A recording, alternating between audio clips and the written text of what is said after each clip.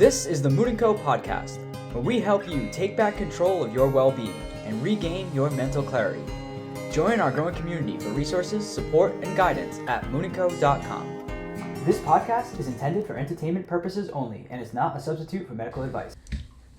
All right, welcome back to the moonnco podcast. This is our second podcast, and we're really excited to dive in today to last episode, right, was really what is moonnco, and now this one is who is moonnco. So a little more about us individually as a family, and then our journey with our daughter and how moonnco was born out of that experience. So first, Nick, if you would give your background for us. Yeah, sure. I'd be happy to. So I started my career in the music industry, went to Berklee College of Music for film scoring, where I was working in the entertainment industry for 3 years, and wanted to make a transition primarily just for stability. Was young, trying to start my career and start a family. So transitioned into more digital media, digital advertising, project management, things of that nature. Got a couple of master's degrees in that domain. Just a couple master's degrees. Yeah. Focused on that for about 10 years, which is what I'm currently doing while we're setting up moonnco. And about 3 years ago, I really kind of hit a wall with my mental health. Was struggling a lot with social anxiety and panic attacks and paranoia and depression, and really hit rock bottom, which I'm sure we'll go into in a later episode, but really realized I needed to make some changes in my life and started focusing heavy on my meditation practice, finding spirituality, finding my inner peace. Kind of came on the other side of that around the same time that our daughter's condition improved, and we started seeing some stability there as well. And then I pursued a certification, a mental health coach certification through Headspace, primarily because I wanted to share my story, and I wanted to kind of help others, find or help try to find the peace that I found. And it's a daily journey, and it will continue to be a struggle. But yeah, that's kind of my background and where I am today. How about you? Do you want to tell your story? Sure. So I guess I grew up in upstate New York. I'm the youngest of 5 kids, and for career-wise, I have been in a CPA now for, 15 years or so. So fell into accounting in high school, and just with my personality and just the way my brain works, it just was a really natural fit. And I still really enjoy accounting today. I think it's one of those things where either you love it or you hate it, and I do love it. I've worked with different size businesses, really small businesses, where we're helping them manage their finances and how to do bookkeeping, right, up to, huge funds that I worked for, investment funds that manage, billions of dollars for investors. So it's been really interesting to see all different types of businesses and be a part of all different types of organizations as an accountant. And I have really always enjoyed this. I thought I would just, be an accountant forever, and maybe I will to some capacity forever too, right? I do enjoy it, but when I've always had a pull toward holistic health and natural health and physical health and exercise. I'm a runner. I've ran since middle school, same with soccer, and being physical and active has always been a huge part of my life. Did a Boston Marathon. I ran the Boston Marathon a few years ago, and it's always been a huge part of my happiness and my mental health. For me, that's like my meditation, that's my church, that's my spiritual time, that's my time for me to, when I'm running, when I'm doing a Peloton workout, when I'm doing yoga, like all of those things, just it really centers and grounds me. And I feel like that was one thing that I feel like maybe you were missing for a while, was like, where's your grounding and yours? And I feel like through this journey, you've really found that. But with meditation, just to clarify. Yeah, not with exercise. No, with exercise. No, I'm awful at exercising. But with meditation and your mental health journey. So, but anyway, so that's always been a pull for me. I've always felt like, should I pursue like being a physical, like a fitness trainer or something like that? But I just never could find like the right area for me to try to give back and help others, and in a different way than I do in my 9-to-5 accounting job. And when our daughter went through her health journey, which is what we're going to talk about more today after we talk about our individual journeys, I just realized like there are a lot of people out there that could really benefit from our story, and there were other parents that really helped us along the way, people we met just by like weird flukes where we sat down next to someone in a lab one day whose son had a similar condition to our daughter, and sparked up a conversation, and we're still friends with them today. And they were very, very helpful to us as far as just resources. And I would just text her, just, you know, if I was having a really rough day, I would just text her, and she would just always like give me that support that I needed at the time. And so like through that kind of thing, and then also seeking out other resources online and some of the doing a lot of research, right, which we'll talk about more, but just connecting with other parents. And it just, once, like Nick said, once she started getting better, our daughter, and we started seeing improvement in her, we realized, and I think we touched on this a little bit, we had a lot of work to do, which is also, you know, Nick was already starting on that journey, and I, you know, we both realized, wow, this was, you know, a lot. And we both, you know, said like, we want to help others in this in whatever way we can. And if it's just telling our story and having people listen, if it's helping coach them, help give them some information, help them run some labs and do things. So we'll talk about all this more, but that's really where it came from. And it just has really snowballed for us. We both really feel strongly that we want to find a way to help others that are struggling in all different capacities of their wellness.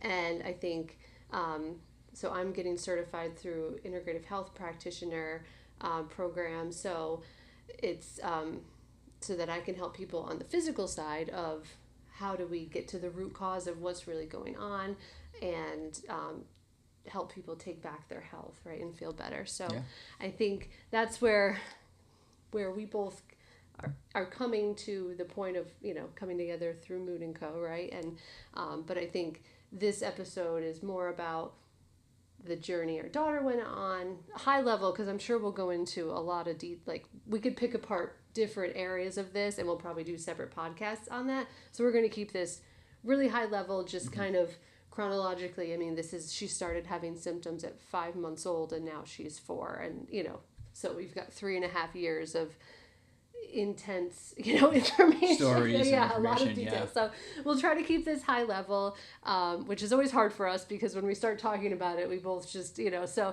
we'll try to keep this kind of high level, and then we'll break this up into smaller chunks of dedicated things on different aspects of it. But Nick, maybe if you want to start kind of at the top with, you know, 5 months old, our little being. Yeah, our little joy. So around 5 months old, we started seeing blood in her stool. And initially we weren't too alarmed by it. You know, we just kind of thought it was, you know, an allergy or something of that nature. We obviously, you know, took action and went to medical providers and, you know, by no means dismissed it, but, you know, really at that point we weren't super alarmed. I think our pediatrician, you know, obviously we went to her right away, and she referred us to a GI, right, to just have a conversation. Yep, that's right. That's right. And the initial path that we went down was trying to find an allergy. It's kind of the most common thing that appears with that symptom. Trying to just consolidate the story a bit. We were kind of in that place for about 5 months, and we got a call from her daycare one day that, you know, said we needed to urgently come pick her up, that there was, you know, a large volume of blood, and they sent us a picture that was pretty alarming. And so at that point that was our first hospital stay. You know, she, from a clinical perspective, I mean, the way she presented was, I mean, she was at that point still pretty high energy, kind of a normal functioning, you know, infant, but you know, we were changing diapers 8-10 times a day. Yeah, 12 times a day. Almost every day. So she has this hospital stay. We get discharged the next day. They're not really able to give us a firm diagnosis. Some tests come out of that. Nothing really comes of the tests. We changed diet a little because we had just started introducing solid food. So she was fully breastfed up until 5 months old. We started doing some solid foods, And then we started seeing this bleeding. So they thought it was an allergy. So we went down the route of me changing my diet, right? Eliminating a whole bunch of stuff, doing allergy testing on her, which none of it really came back with much. No, not really. And then, so, and this all takes time to meet with the allergist. We'll meet with this person, meet with that person. And like Nick said, along the way, she's so anemic because she's losing blood every day in almost every bowel movement that, her body can't keep up. You can only lose so much blood, right? So I think she was hospitalized, 3 times before we got a diagnosis. She was hospitalized 3 times before we got a diagnosis. And so the official diagnosis was ulcerative colitis, which is in the irritable bowel disease family, kind of in the same family as Crohn's, which that diagnosis, there's definitely a decreased quality of life in some circumstances, or in a lot of circumstances, but it's not normally life-threatening. However, when you're 10 months old and you can't absorb nutrients and you're, as Andrea said, critically anemic, it gets very serious very fast. Mm-hmm. And we just watched her health decline pretty rapidly. At this point, we had multiple doctor's appointments a week. We were going in once a week for either a blood transfusion or an infusion. We tried to kind of address the holistic natural path. Andrea did a ton of research that I'm sure we'll go into on a specific diet that is what ultimately brought her into remission. But the medical community really wasn't very receptive to that. We had a great medical team. We worked with an extremely prominent hospital as a second opinion, with a researcher who was phenomenal and really helped us out a lot along the way. But ultimately, we went down the path of medication. So she was, at this point, let's call it, I don't know, a year and a half, 18 months old, maybe 2 years old. We'd been battling this for over a year with no real answers in sight, some slight glimmers of improvement, but by and large, the condition was just getting worse and her health was just continuing to deteriorate. And she wasn't growing. She stayed the same weight from, a year old to 2 years old. She didn't gain any weight, so she fell very quickly off the growth charts. So everyone was very concerned about her weight and her development right at this point. So like Nick said, we had stayed the course of trying I don't want to say normal, but the standard route of care, which is start steroids, start some of these other immune suppressant drugs, biologics, which if anyone has a background in this area know what those are, but they're again suppressing your immune system, either the whole immune system. Some are more targeted at the GI tract, but some of them really are just suppressing your whole body's immune system. So we kind of went down that path of trying this, that didn't work, try this, that didn't work, try this. One thing we should note about these medications is that when you go on so there's really 2 avenues or 2 factors in this. The first is that it wasn't covered under insurance for her age. So because her diagnosis was so rare at this age, there's all these kind of disclaimers and sort of hoops that you need to jump through to get her approved and onto this medication. This is primarily how we got the doctor from the prominent hospital to kind of help us from a research perspective to get this through the insurance process. So that in and of itself was a hurdle that, again, we'll do a whole podcast episode on dealing with insurances and some of the nuances and some of the things that we've learned along the way. Yeah, exactly. So that was sort of one barrier. And the second barrier is or not really a barrier, but they give you this information packet that says, like, this is the medication that your child is going to go on. And the symptoms or the potential side effects are extremely serious.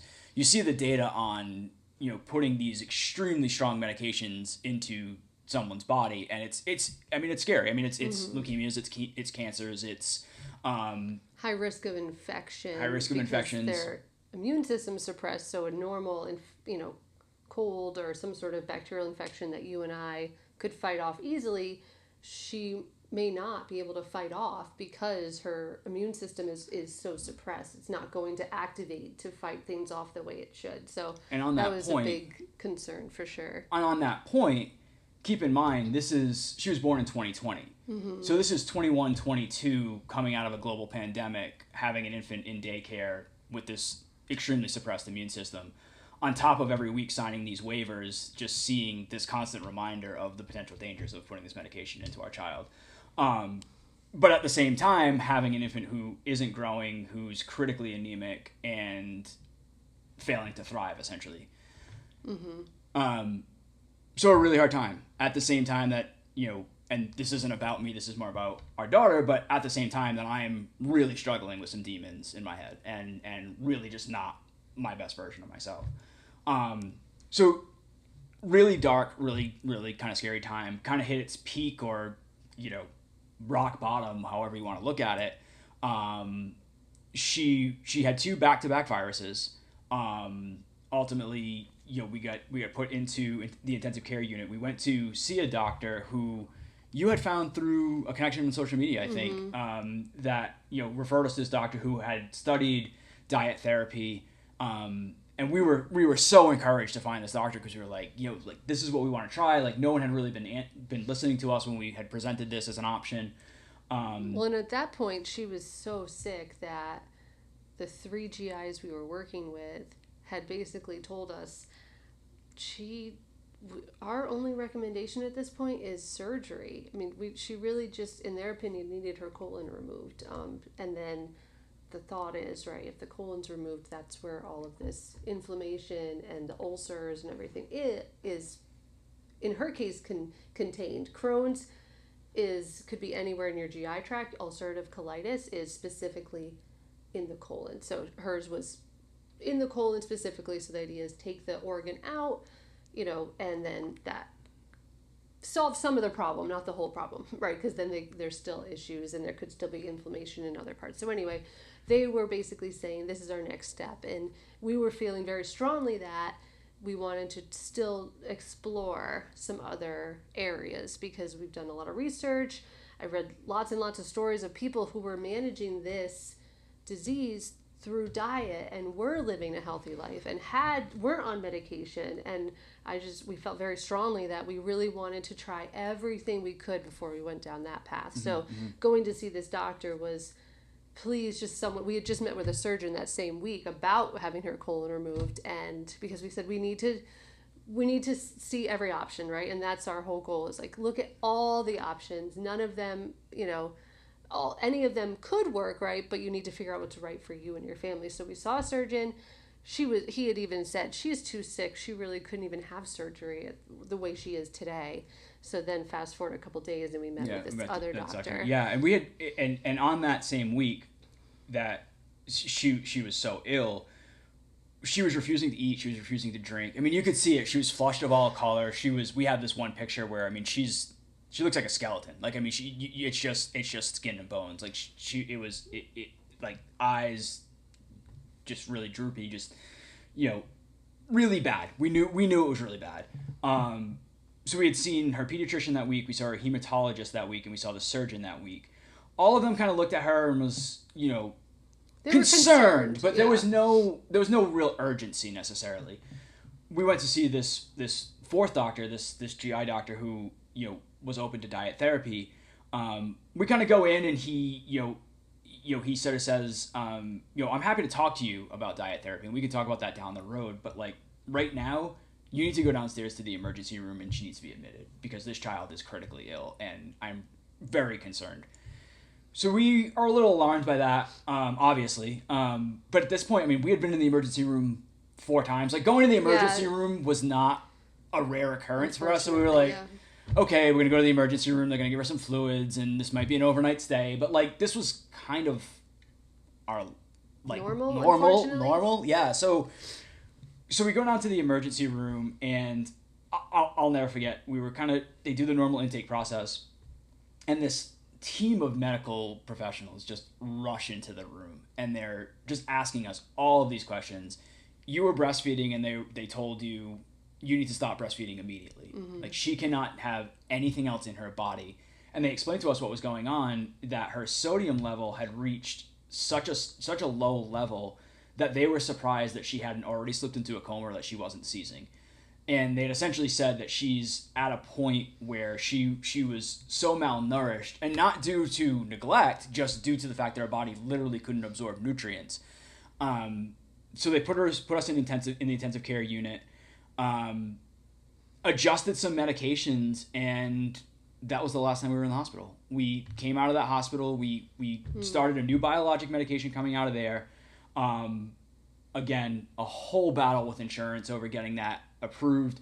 A really weird nuance where so when you go on these medications, they have what's called the initial loading dose, and then they have the maintenance doses. So the insurance approved the loading dose, but didn't approve the maintenance dose. So we were going, fighting with the insurance to give her these medications or to get her on this maintenance medication, which ended up being a blessing in disguise, because what it allowed us to do was have a period of time where she didn't have any medication in her system and we could try just diet therapy. So at this point we had sort of fully transitioned away from formulas and into, or we were starting to transition. But it gave us the opportunity to really just go full force on, let's just try diet therapy. Like, the medication that the doctors are giving us is, we're in a holding pattern. There's nothing really we can do. So our only option was to try the diet therapy. And we started seeing improvements in a couple of weeks. Yeah, there was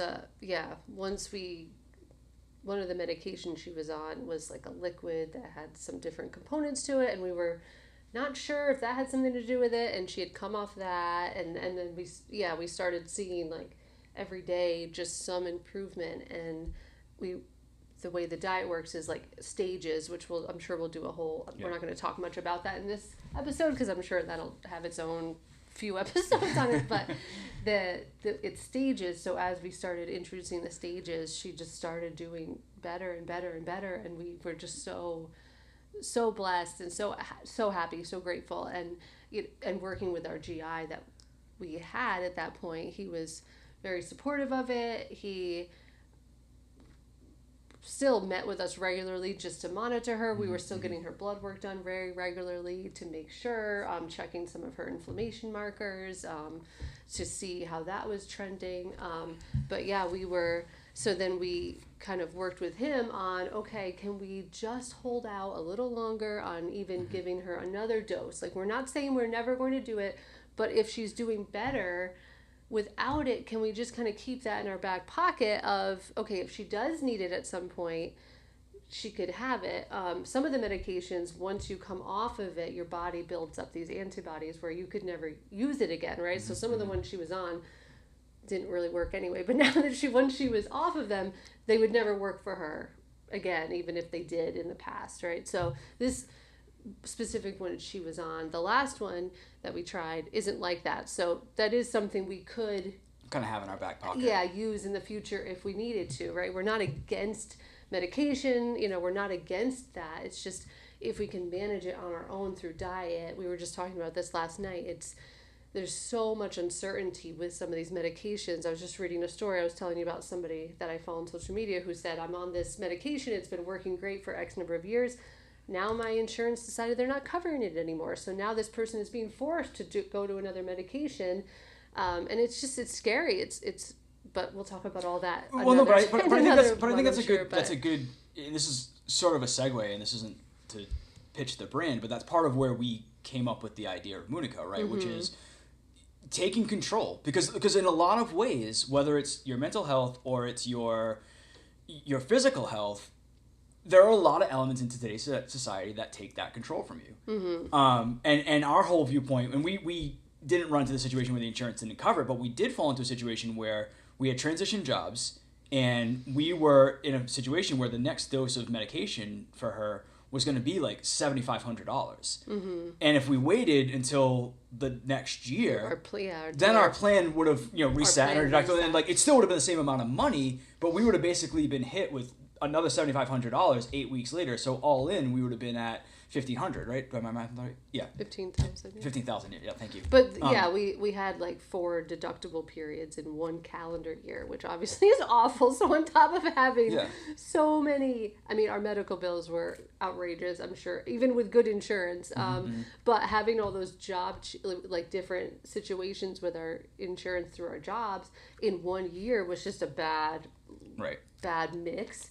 But on top of just the way medications and that whole industry works. But yeah, I think to Nick's point, that's where we leaned on other professionals on other parents, on obviously our friends and family too, but we leaned on other people to help us through this. And now, and this is still something we deal with every day. It's not like this is over and our daughter doesn't have to think about it anymore. We're still very diligent with her diet. We still do a lot of functional labs periodically just to keep a pulse on things and see if something's off. Well, we should talk about that. We should talk about sort of where she was at her sickest from a numbers perspective and where she is today. Yeah, so one of the big markers that they use with IBD and specifically ulcerative colitis is calprotectin as a measure of inflammation in the stool, right? And it's like lower GI inflammation is what it can measure. So that's a measure that we've done, I don't know, 20 times, 30 times for her, but thankfully it's a very simple test. It's a stool test, right? You collect some stool, you bring it to the lab. It's very non-invasive, much easier than like blood work and different things. So at her sickest, she was 5,000 is like the level of inflammation. And just for, I mean, normal, right, should be less than 50, like on a normal person. Really should be as close to 0 as possible. But 50 or less, if you have been diagnosed with IBD, some people will say 150, 200 is even considered normal because there might be some base level inflammation. But she was 5,000. And we had it done last summer she was 5. Mm-hmm. And then we just had one done a month ago, and she was 18. So still well extremely low. Yeah. So which is good. Which is marker. Yeah, which is great. The lower, the better. So we still have a GI that we work with. We moved in the last year, so we have a new GI. And at first, I feel like she was supportive of diet. I don't think she deals with a lot of patients that use diet. So for her, she doesn't really know much about it, but she was still looking at our daughter, looking at her blood work and her labs. She said, I mean, I'm not going to tell you to change anything. What you're doing seems to be working. She looks great. She seems to be doing great. We'll see you. We've seen her. She wants to see our daughter every 6 months, which for us is huge. Right. I mean, we were seeing either GI, hematology, pediatrician, or just going to the hospital for an infusion or something. Or a blood transfusion, yeah. At least once a week. We were getting blood work done every week because she was losing so much blood that we had to know every week where her hemoglobin was, where her ferritin, where her iron stores were. And now we get blood work done every 3 to 6 months. We're going to get some done soon just to kind of keep a pulse on it. And our daughter is just, she's amazing. She's such a trooper. I mean, she does better than I think some adults do. What I think is amazing now, too, on that sort of two thoughts going through my head, what I think is amazing about her growth and her story, and in some ways, we have it a little bit easier from a diet perspective because we weren't really taking anything away. We were just introducing food, so she doesn't really know quite yet what she's missing out on. She's starting to be a little bit more inquisitive. But I think what's interesting is that we're at a point where we can say to her, and her school has also been phenomenal about integrating it and really discussing it, but like we're at a point now where we can say to her, like, well, no, you can't eat that because it's gonna upset your belly, or we're gonna try this, but it may upset your belly, and you need to tell mommy and daddy if it's gonna hurt your belly, and it's an open conversation. It's not something that we shy away from, which kind of dovetails nicely into the other point that I was gonna make, which is what I found so interesting is when you go to these medical providers and you start to talk about things with them, how shocked they are, or they were, when we're able to talk to them about the markers and the research and some of these other things, and how much of a collaborative process it becomes when you're an active participant in those appointments. I think our first GI that we met with, and this was early on too, so she said, oh, well, you guys work in healthcare? Do you guys work in healthcare? And we were like, no, I'm an accountant and he works, in privacy and compliance. Like, we have nothing to do with healthcare really at all, but we are extremely invested in this and have done hours and hours of research and trying to figure it out and educate ourselves. And I think that is our biggest frustration. And I notice it even when I go to the doctor for our daughter or for myself, is the lack of like education that's given. And if you don't ask questions, you're not going to get answers, right? Like, they come in and and I'm not saying anything bad about doctors. It's all different practitioners, right? But unless you come with questions, or if you don't understand something, just ask, because they're going to assume that maybe you understand or you don't care to understand. And if you just really push them, and we had to have some hard conversations with some of our doctors, and you know, like I think we just kept pushing for what we felt was right for us and for our daughter, and in a respectful way. We never were disrespectful, or really, we tried to be very collaborative, like Nick said. But it is amazing when you come and you have already, well, this is what I read online. I spoke to this person that has dealt with this. Like, what do you think?